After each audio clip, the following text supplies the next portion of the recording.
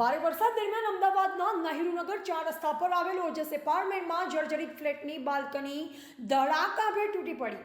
અમદાવાદ શહેરમાં છેલ્લા 2-3 દિવસથી વરસી રહેલા મુશળધાર વરસાદના કારણે નહેરુનગર 4 રસ્તા પર આવેલ ઓજસ ફ્લેટના એક ફ્લેટની બાલ્કની આજે વહેલી સવારે ધડાકાભેર તૂટી પડેલ. શહેરના મધ્યમાં આવેલ ઓજસ ફ્લેટમાં કુલ 74 ફ્લેટ અને કેટલાક કમર્શિયલ બાંધકામો ખૂબ જ જર્જરિત હાલતમાં લાંબા સમયથી છે.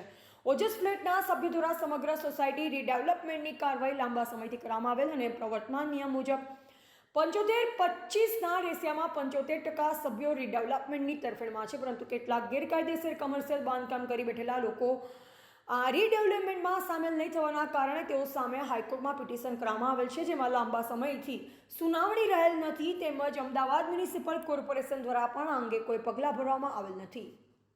ઓજસ એપાર્ટમેન્ટમાં ખાલી મકાનો પૈકી કેટલાક લોકોએ યુવાન યુવતીઓને પેન્ટ ગેસ તરીકે ભાડે આપેલ છે.